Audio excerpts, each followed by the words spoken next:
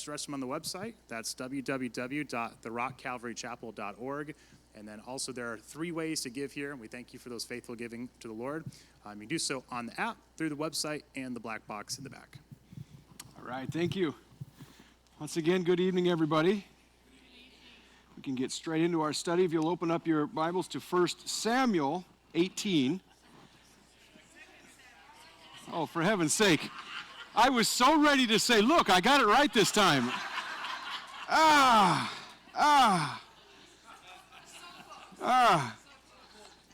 This allergy medication is killing me.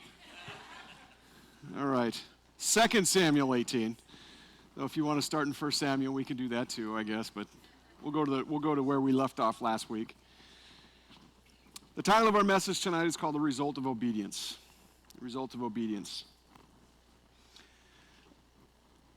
One August day in 2002, there were 2 airplanes flying in a valley in Afghanistan. They were A-10 Warthogs. If you're not familiar with military aircraft, these are close air support aircraft. They're really built around a gun, and they fly very low. They're kind of like flying tanks, really. And they were flying in a valley in Afghanistan on this day, and it was a beautiful day of flying, when the radio came to life, and a couple of voices on the ground reported contact. What this means is that they were on the ground, and they had contacted the enemy, and the enemy was pouring down what they call effective fire. In other words, they had a lot of guys shooting at them. And what they found out was that this was a group of Navy SEALs, Delta Force operators who were on the ground. They were pinned down. They could not go anywhere. And as the pilot was flying, he could just sense the panic and the urgency in the voice that was coming across the radio. They needed help, and they needed help right now. Well, the ground was mountainous, and so they had to fly at a certain altitude.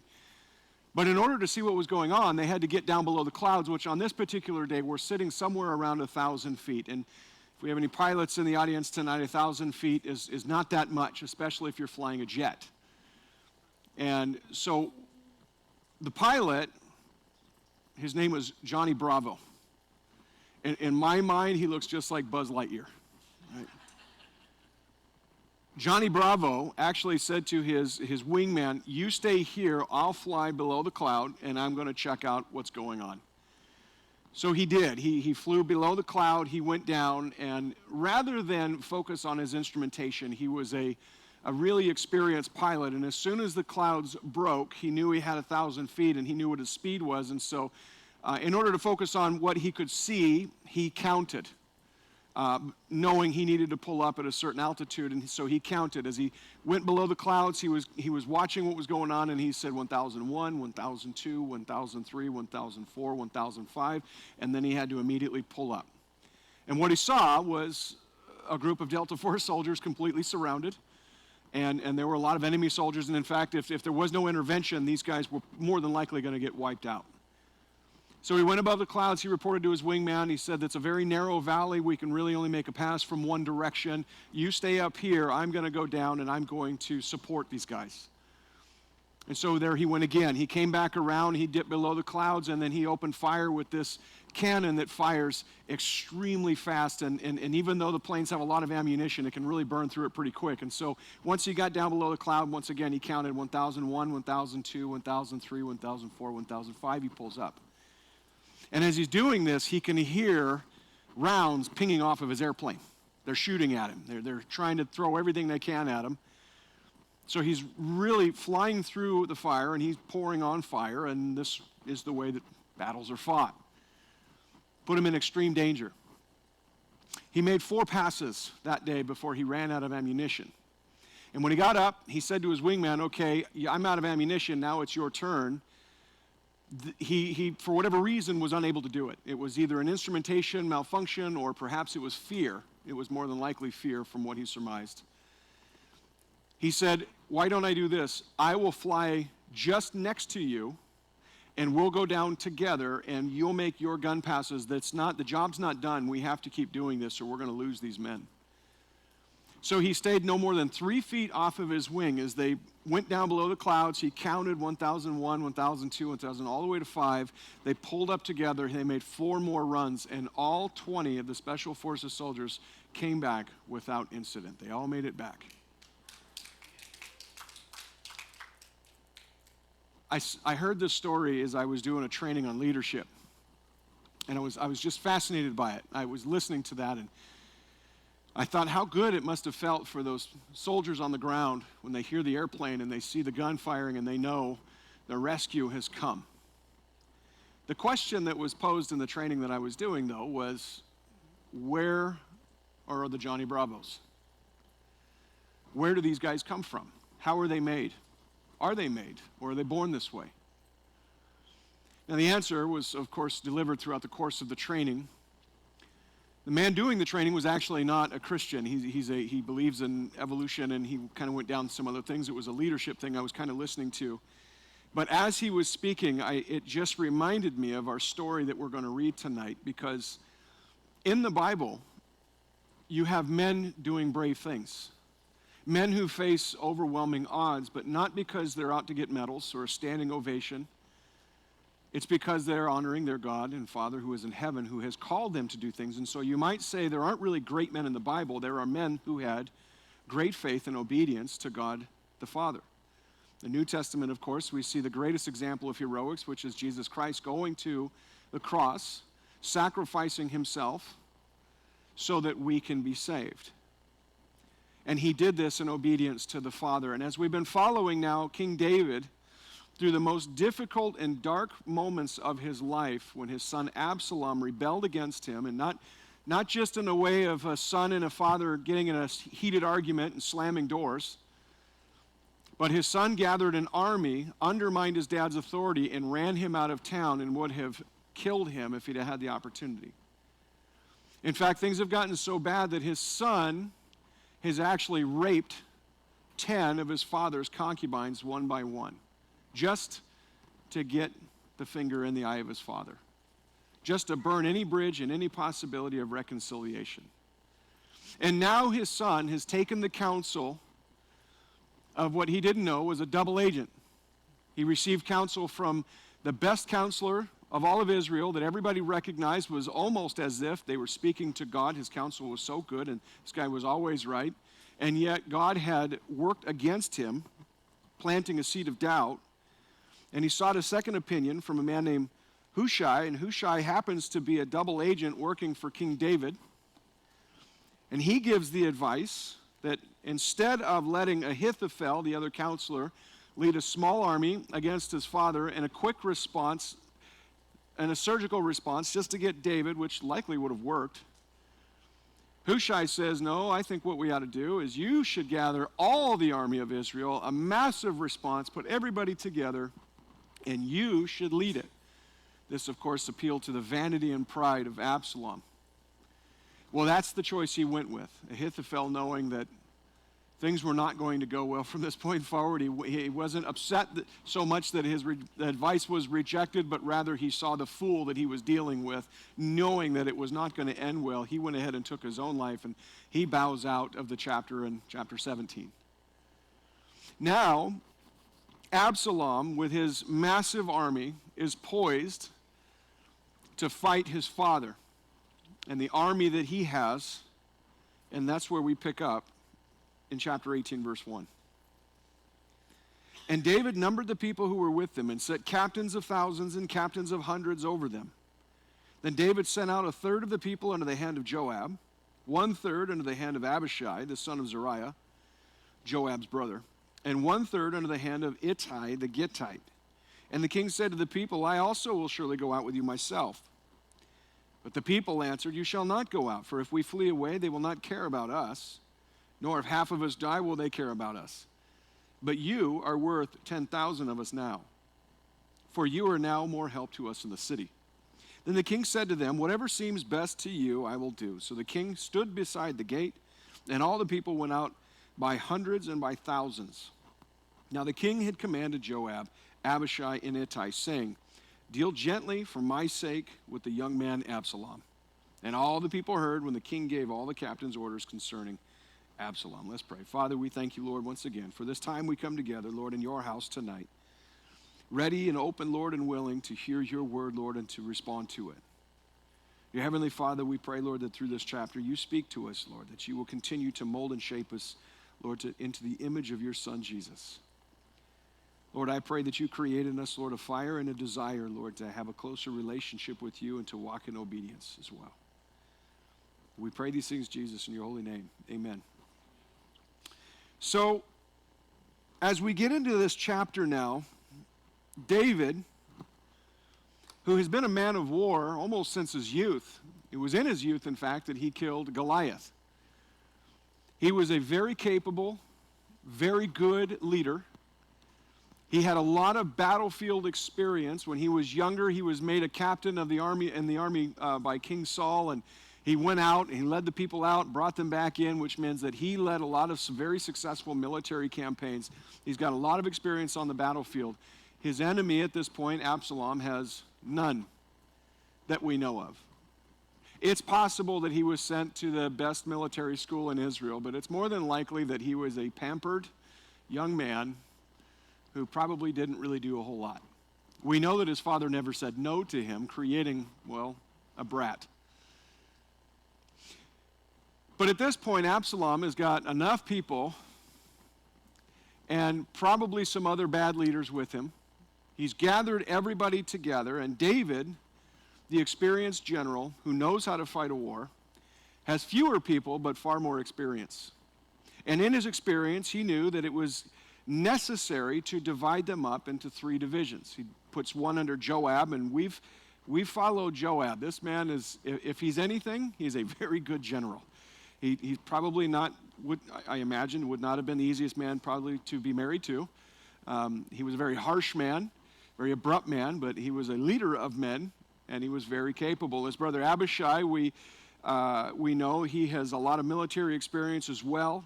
In chapter 10, they were totally surrounded, and this is where we get that verse where Joab says, we're surrounded front and back, we'll split up. If I get in trouble, you help me. If you get in trouble, I'll help you.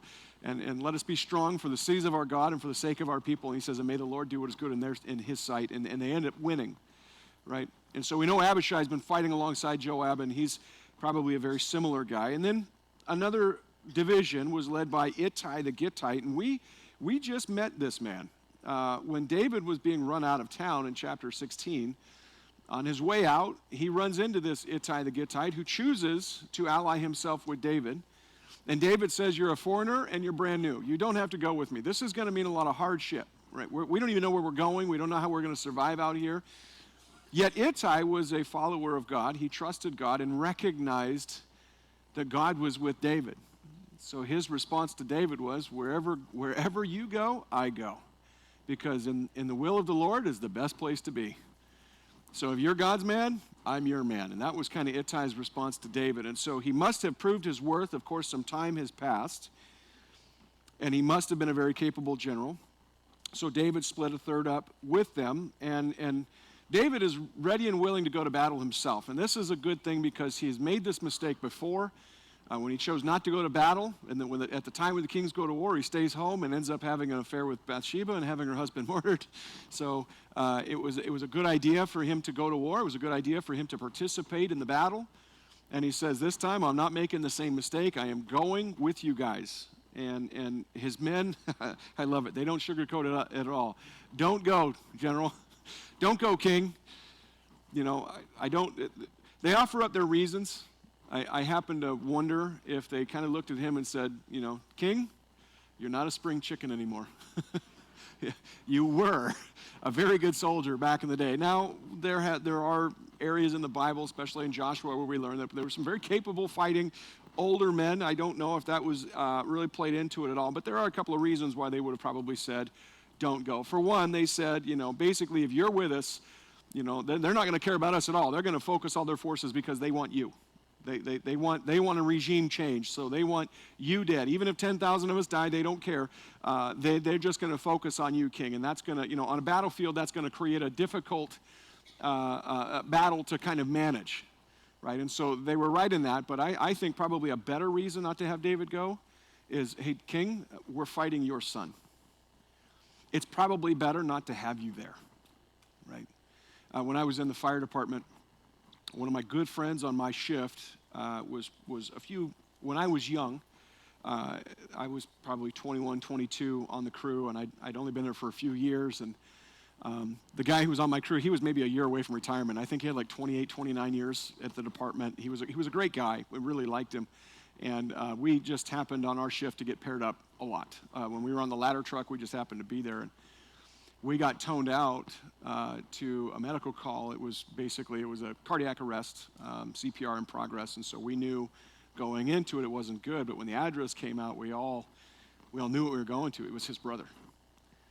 And when we responded, the battalion chief, he came out, and it was a touchy situation because he said, "You can't go. You can't go. You don't want to go. You know what this is. You know what we're going to do. We can't have you there. Plus, your emotion's going to get in the way. You perhaps will make bad decisions." Well, try and tell a guy he can't go, right? And he went. And I was on the call, and we were all trying to manage his emotions and the scene and do what we needed to do. It really was not only awkward for everybody, but it was very difficult because we all got emotional at that moment, seeing this man who is normally very stable and hard as a rock just falling apart.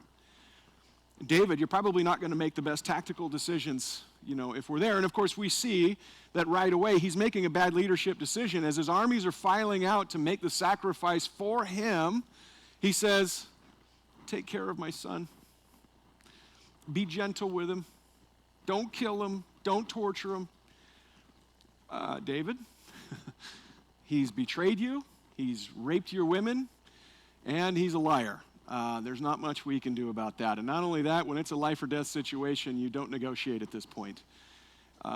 David gives a very difficult order and almost impossible for these men to follow.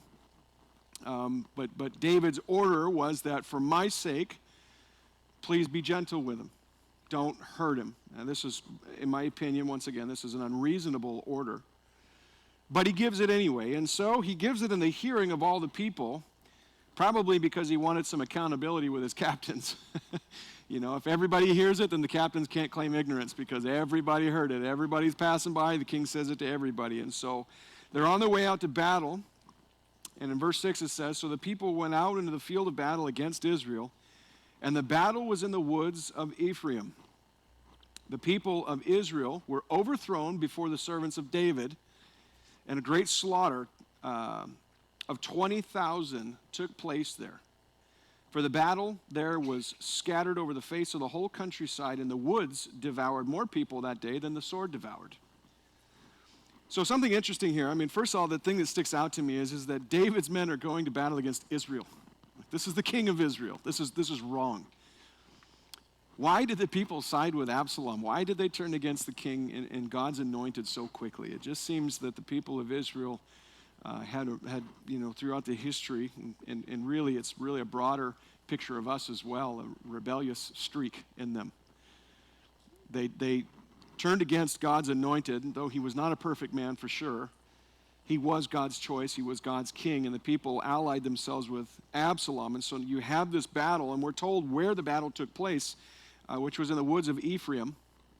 A capable general going onto a battlefield would know that a larger force being met by a smaller force, all things being equal, on an open plain battlefield is in a lot of trouble. You can be surrounded, you have a lot more to do.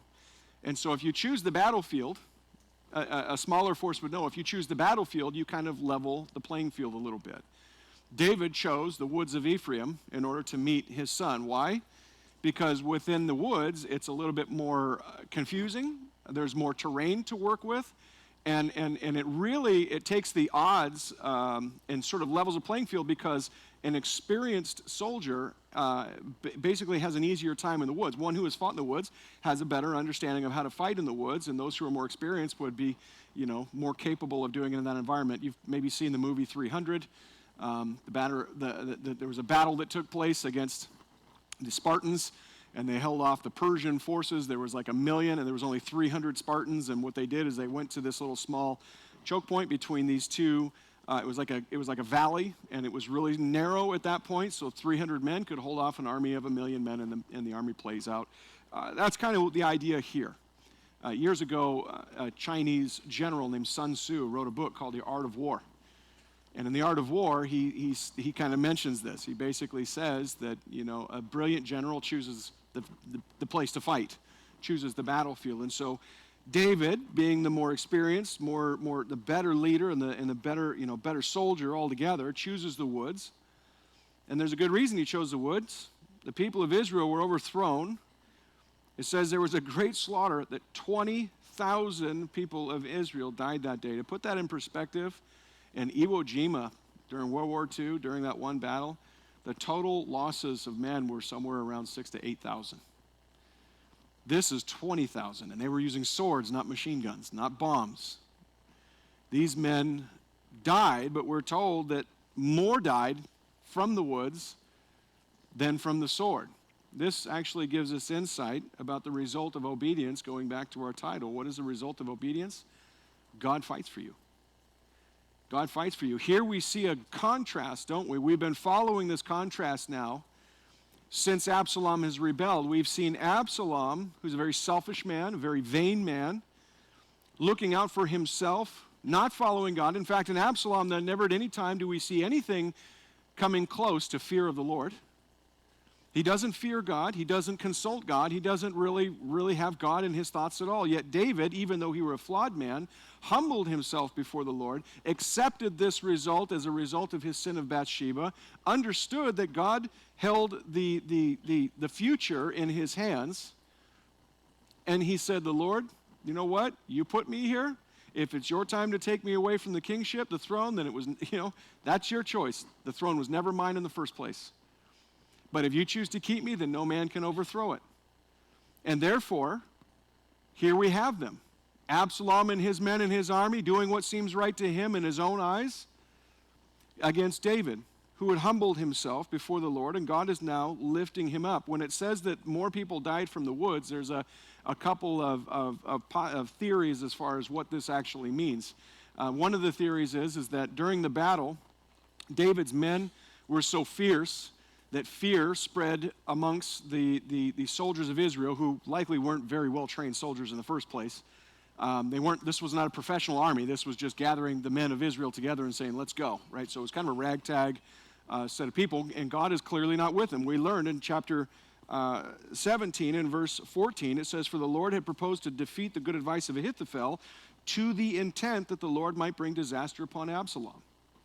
So God is with David. He's not with Absalom. And when they go to fight in the forest, these guys start dying. What did they do? Did they fall? Did they get trapped in the trees and had nowhere to run? And the men of David came in and just sort of cleaned up? Well, there's an interesting theory about this, and in fact, it comes from an ancient rabbi's tradition that God ordered the bears and the lions and the beasts of the field to come in and start tearing these guys up. And actually, I happen to believe that. There was a battle in World War II during the island hopping campaign in the Pacific Theater, in which the Japanese were in full retreat on a particular island. And as they were in retreat, they actually came to a large swampy area. And there was, I don't have the detail, I don't have the exact numbers, but I'm going to give you an approximate just so you kind of get the idea of what I'm trying to convey here. There was something like 8,000 Japanese that were going from the Americans and trying to link up with another division on the other side of the island so that they can put up a defense against the American forces. But the only way through was the swamp. And I don't remember the exact numbers, but I remember it was like 90% of them didn't make it out the other side. And the reason was crocodiles. Crocodiles. And it just kind of, as soon as I thought about that, I was like, I could totally see that. You've got a bunch of men who are wounded and bleeding everywhere. You've got lions and you have bears there, But it's interesting, it's not a slaughter amongst David's men, it's a slaughter amongst the men of Absalom. Why is that? Because God controls the details.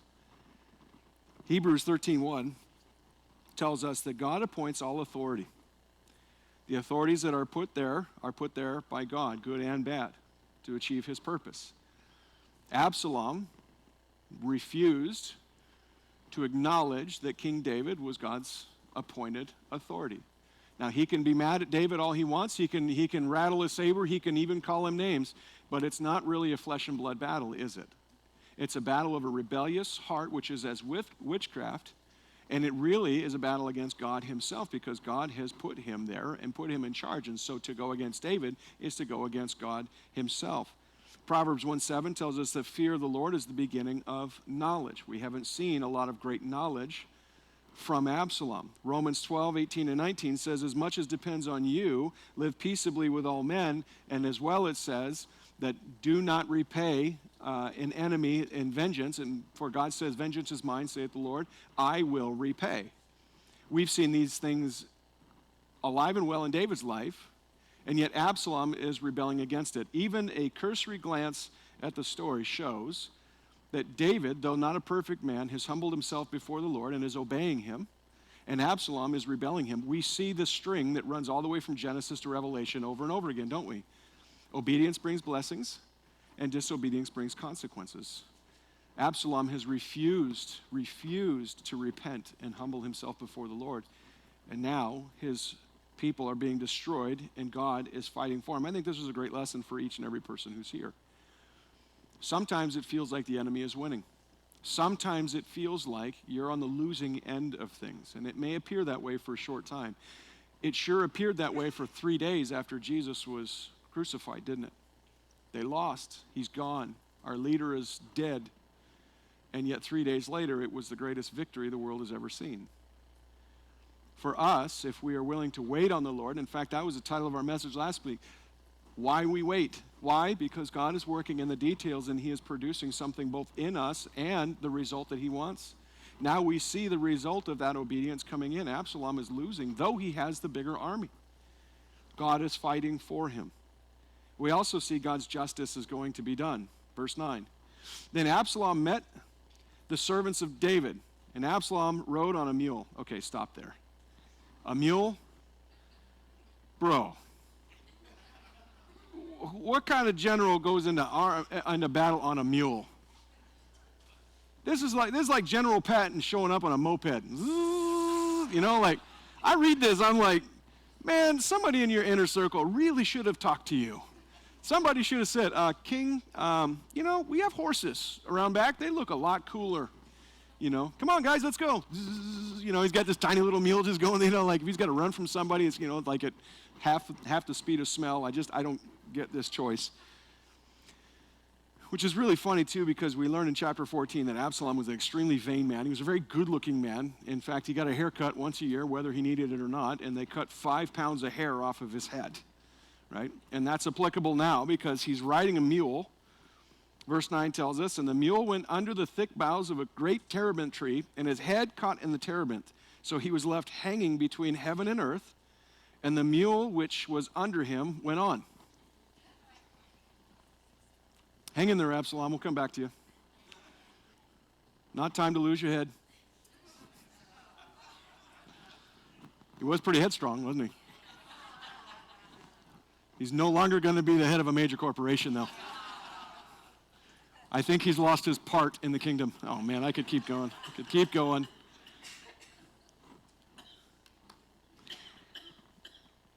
A friend of mine years ago had a farm where he had horses and he had mules. And the mules were for packing things. And I asked him, do you ever ride the mules? And he said, no. He goes, I can't stand riding the mule. I said, why is that? He says, because mules are smarter than horses. He says, they will go next to a tree and try and hit you on it, right? They will, not all the time, but the smart ones. They'll deliberately go under branches knowing that it's going to hit you. Like they try and get you off. If they don't want you on them, they're smart enough to know that they can do things to try and get you off. And apparently God had the attention of this mule, right?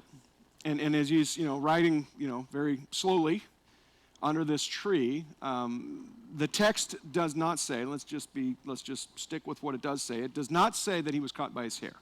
It's assumed. It's assumed because we know from chapter 14 that he had this wonderfully lovely head of hair. He was a very vain person, and I personally believe that this is what tripped him up, right? This man's ultimate ending is so embarrassing that, he's escaping on a mule. He's losing the battle. And his hair was his, his vanity. It was what, picture like something like an ancient Fabio. Square jaw, smiling all the way. Probably looking behind him at the guys and saying, ha, ha, ha, I'm on my way out. Oop, and then he gets caught. How embarrassing. So he's left hanging there. The mule takes off, and he can't go anywhere. Verse 10, now a certain man saw it and told Joab. This must have been an amazing conversation. When I get to heaven, there are many scenes I want to watch in the library. I want to see this conversation. Hey, Joab, man, you know what? I was fighting some guys over here, and I saw Absalom hanging from his hair in the tree and a mule running off. It was hilarious. I don't know, you'd say it that way, but. Now a certain man saw it, verse 10, said to Joab, I saw Absalom hanging in a terebinth tree. So Joab said to the man who told him, you just saw him? And why did you not strike him there to the ground? I would have given you 10 shekels of silver and a belt. that part always makes me laugh too, the belt.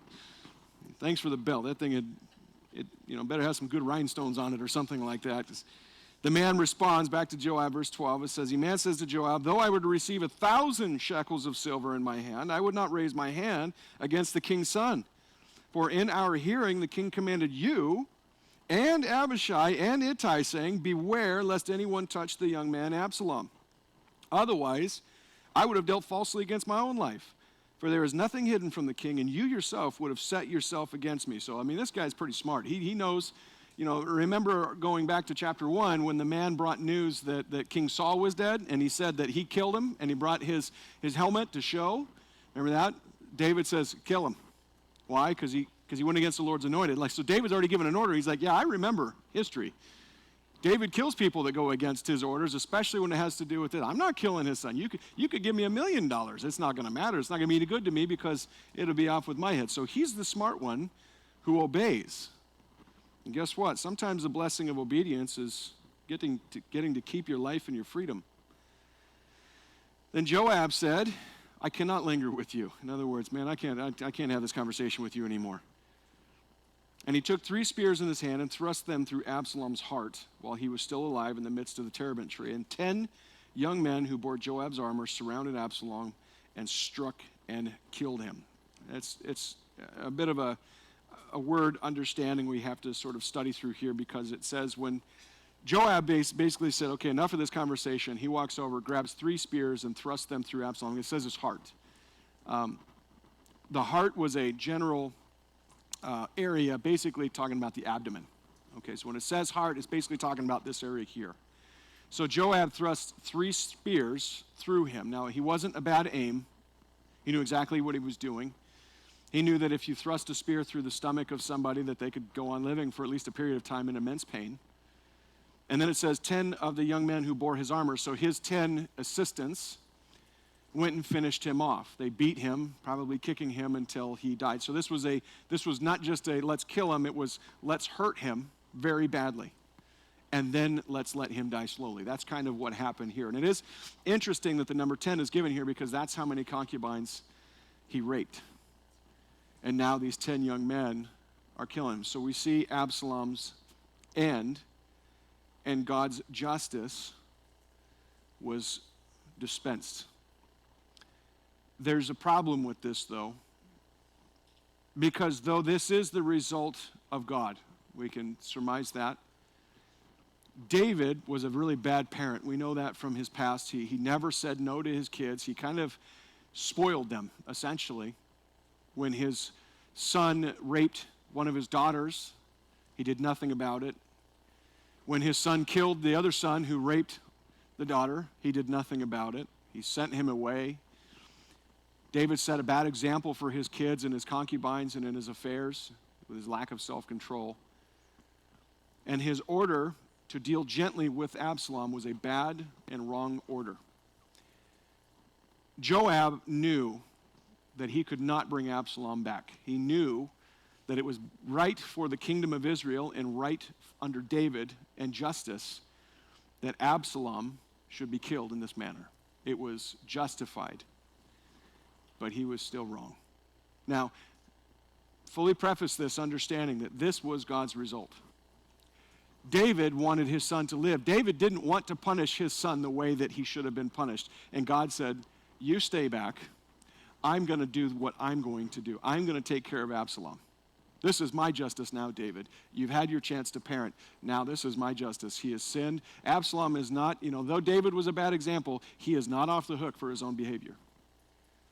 God made this happen. He used the sinful actions, though, of a sinful man who rebelled against a direct order from his king to do it. Now, Joab, in fact, when we get into the first book of Kings, Joab faces death for this. He's not off the hook. He was correct in what he did, but he was wrong in how he did it and wrong in how he applied it. Why is that? Once again, he made the same mistake that Absalom made. Joab did what was right in his own eyes rather than following even a wrong order from his king. Because God anointed David, David is responsible for his orders. And you know what? Joab could have let God deal with this another way. Maybe David would have totally messed this up and not disciplined his son once again. God has a way of disciplining his leaders, and God has a way of dealing with people even if we fail to. And he didn't do it. He didn't do it correctly. He did not trust God. He did what was right in his own eyes. And even though it was the result that God had put forth, that this was going to happen, Joab's still going to face consequences for it. And I think, in our own lives, this is a good example. When justice comes, it usually doesn't happen when we want it, right? It usually doesn't happen the way that we want it. But notice, Absalom did not get away with it. Absalom's rebellion led him to hanging in a tree by his hair, killed by 10 men. He lost the battle, and then he's going to be abandoned by his entire army. Isn't that sad? Because it didn't have to happen this way, did it? Absalom could have stopped a long time ago. He could have repented to God. He could have repented to his father. He could have been restored in relationship. The two could have gone on. His whole life could have been different. His whole life could have been changed. But in his own pride, in his own vanity, in his own selfishness, he refused to. And it's funny how this story continues to play itself out in our world today, isn't it? It's like it happened, but for some reason there's a lot of people that never look to things like this, and they still think they can rebel against God, because just because you don't see God face to face doesn't mean he doesn't see you. It doesn't mean he doesn't know what's going on in your world, in your life. Recently, there was a comedian, a woman. I saw the video clip where she had gotten up and she was in her comedy routine. She was blaspheming Jesus by name. She got up and she was making fun of Jesus. She was saying these horrible things about Jesus, and the crowd was laughing and she was laughing and she was whipping it up. And just before she was about to say something on stage, she did this flop and went right down to the ground and out cold. And if you watch the video, it looks like that, like the hand of an angel just said, "You're done." I mean, she doesn't just collapse slowly. She doesn't just sort of faint. She does this front thing and like, wham. And you watch that video, and then she was interviewed after that, and she's still not a believer. But after that, in the interview, they said, "Well, what do you think about that?" And she said, "Well, I will never mention that name again." And I thought, you could have read chapter 18 of 2 Samuel and not had to go through that too. These things are written to be an example to us, are they not? Of an example of the obedience of David and the disobedience of Absalom. God's justice will come out. Verse 16, so Joab blew the trumpet, and the people returned from pursuing Israel, for Joab held back the people. In other words, they could have continued the slaughter, they could have destroyed it, but that was not the purpose.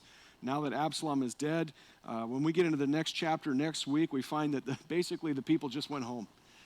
They don't just stop fighting, they don't regroup. Everybody just goes home. They know that they have joined the wrong side, and they've paid for it dearly. It says, and they took Absalom and cast him into a large pit in the woods and laid a very large heap of stones over him. Then all Israel fled, everyone to his tent. Now Absalom in his lifetime had taken up and set up a pillar for himself, which is in the king's valley. For he said, I have no son to keep my name in remembrance. He called the pillar after his own name, and to this day it is called Absalom's monument. So in his life, in his vanity, he created a monument to himself. In fact, when we go to Israel today, we don't stop by, we don't hang out there, but we do take it's right in the Kidron Valley in front of the East Gate. There's a big cemetery there, and there's a road there that we can drive on. And when the bus goes by, I like to point it out. And you look to the left, it's called Absalom's tomb. Historians have actually dated what we think is Absalom's tomb. They've actually dated it to the 2nd century. So it's not Absalom's tomb. It's entirely possible, though. It sounds like it was a rich man that built this thing, and it's there. But what at least my interpretation, and from what the tour guide that we had before, Yeshai, he was a young guy, knew a lot of the history about Israel. It's very likely that that's where Absalom's monument was, and some rich guy basically rebuilt it in the 2nd century.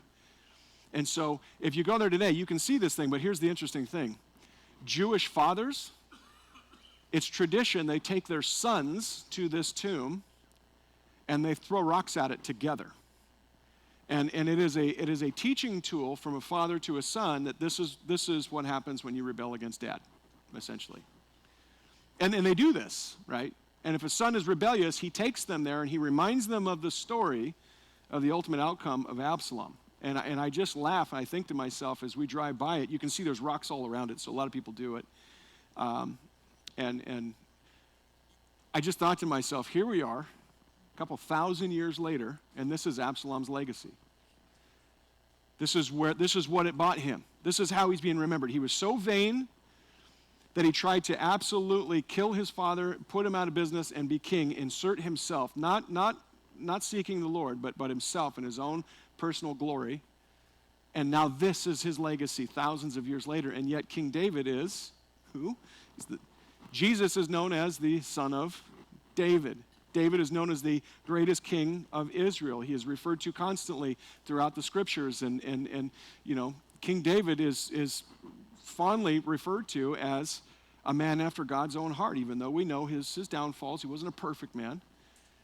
And yet that's his legacy. And this is kind of our third point for tonight. The result of obedience is that God takes care of your reputation. God takes care of your reputation. Sometimes when you do the right thing, like calling out a sin that is unpopular in society, it sometimes damages your reputation. People say things about you. They call you out. Sometimes when you address sin, even amongst your own family or friends, you point out that something is sinful, or you follow the scriptures. People don't like that, and so they say things about you, they say things to you, and it's hurtful and it's problematic. And I think one of the things that we worry ourselves about is that this is what people are going to think about us, right? And because we are relational people and we want to have good relationships with people, the thought of people hating us or not saying nice things about us, sometimes it's really hurtful, and it can take up a lot of our thoughts. A lot of our energy gets consumed in this understanding.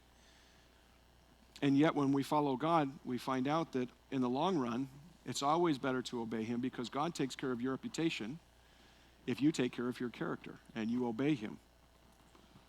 And so we're going to finish it out here just by reading the rest of the chapter. We kind of have this interesting little side story here about two guys running and one without a message. Verse 19, it says, Then Ahimaaz, the son of Zadok, said, Let me run now and take the news of the king, how the Lord has avenged him of his enemies. So Zadok was one of the priests in Jerusalem. He was one of the runners that brought word to David about Absalom and what was going on. He's requesting from Joab to be the guy that runs back and shares the news of David. And Joab says to him, verse 20, You shall not take the news this day, for you shall take the news another day. But today you shall take no news, because the king's son is dead. So Joab, knowing David and knowing the situation and knowing Ahimaaz is a young man, clearly, and he's like, hey, I don't want you to be the one to deliver the news. David is not going to take it well when he finds out that his son is dead. He's going to be very upset, and he has a tendency to kill people who bring news to him, right? Sometimes when they do it incorrectly. So he says, don't take it today. You just sit tight.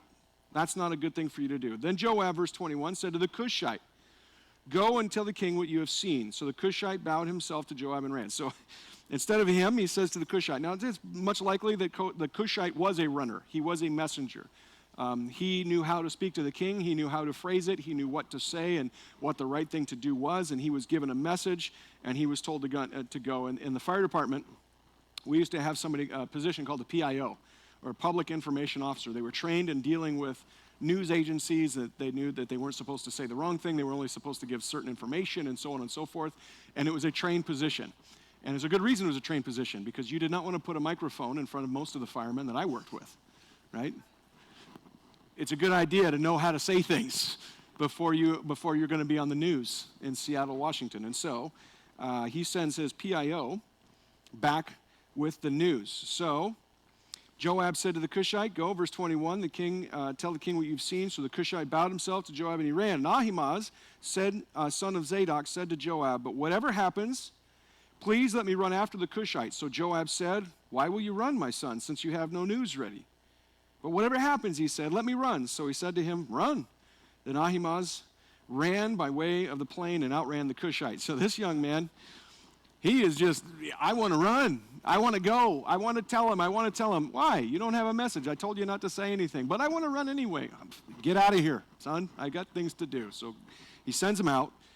Now David was sitting between the two gates, and the watchman went up to the roof over the gate to the wall and lifted his eyes and looked, and there was a man running alone. Then the watchman cried out and told the king, and the king said, if he is alone, there is news in his mouth. And he came rapidly and drew near. Then the watchman saw another man running.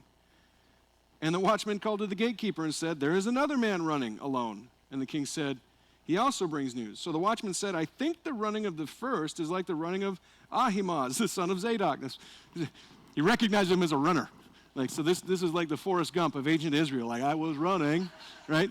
Everybody knew this Ahimaaz, he must have gotten up early and done like some Sylvester Stallone training or something. Like, everybody's like, I recognize that run. So he outran the Cushite. So the watchman said, so the king said, he's a good man. He comes with good news. So Ahimaaz called out and said to the king, all is well. Then he bowed down with his face to the earth before the king and said, blessed be the Lord your God, who has delivered up the men who have raised their hands against my lord the king. The king said, is the young man Absalom safe?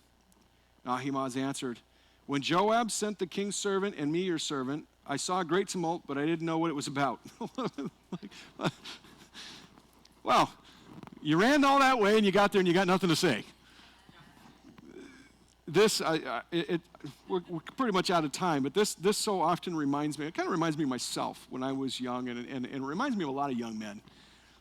A lot of energy, a lot of pizzazz, and I want to do ministry, and I want to do that, and I want to do that, but you don't have the message yet. But I want to go. Well, but you don't have the message yet. It reminds me actually of a lot of churches that I've been to. There's a lot of wind, there's a lot of thunder, but there's no rain, right? Before you can do anything, it's important to have the message correct. Otherwise, you run a long way and you look great doing it, but there's no substance when you get there. And so the king said, turn aside to stand over here. In other words, hey, you stand over there. You get out of here. Then the Cushite came, and the Cushite said, there is good news, my lord the king, for the Lord has avenged you this day of all those who rose against you. And the king said to the Cushite, is the young man Absalom safe? So the Cushite answered, may the enemies of my lord the king and all who rise against you to do harm be like that young man. Then the king was deeply moved and went up to his chamber over the gate and wept. And as he went, he said thus, oh, my son Absalom, my son Absalom, if only I had died in your place. Oh, Absalom, my son, my son. This is yet another bit of bad leadership. Instead of saying, how did the war go? Are my men okay? Did we win? Are we safe? How's their morale? Is there anything we can do for the soldiers who have just laid it all on the line? Instead, his only question was, how's my son doing? I can kind of understand that. As a parent, my daughter plays soccer. She was on a competitive team this time around. They had a bit of a rough season. And there were games where they were playing up a division, and they were playing older girls who were bigger, faster, and played together longer. So it was a really pretty challenging season. Some of the games were, and they got throttled a couple of times. I mean, they had games they just weren't competitive in, and it was a little bit embarrassing for the kids and for the parents who were there. But my first question always was, how did you do? I want to know how she did. I want to know how she, did you play well? Did you play hard? Did you listen? As a parent, I know that you can't unfamily your children, nor did he want to. There's a strong parental connection. And yet David was putting his family connection over the house of God, the nation of Israel, which is a bad parenting move, but I love what he says at the end, and I really do love this. If only I had died in your place. This shows the difference between David and Absalom. This is the sharpest contrast here. That while he was yet an enemy, he was willing to die so that he could live. Absalom, you think Absalom would have batted an eye if he would have killed his father? He'd have gone back and they would have thrown a party. He probably would have had wine. But David, even though he knew Absalom deserved it, even though the result ended up exactly the way it should have, was brokenhearted and still wanted to die in place of his son. And though David could never die in place of his son, Jesus Christ, the Son of David, this gives us that heart of the Father, doesn't it? That though our sin and we deserve death, God said, oh, that I would send my son to die in your place. If only we could die instead of you. God knew that our sin was going to lead us to the worst possible fate and outcome, and it broke his heart. Even though we deserved it, he said, I am going to die in your place. What an ending. What a picture. This is why David had the heart of God. But he obeyed God, and he was blessed by it. God fought for him. God's justice was played out, and God took care of David's reputation. Yet David still had a heart for those who were lost. Let's pray.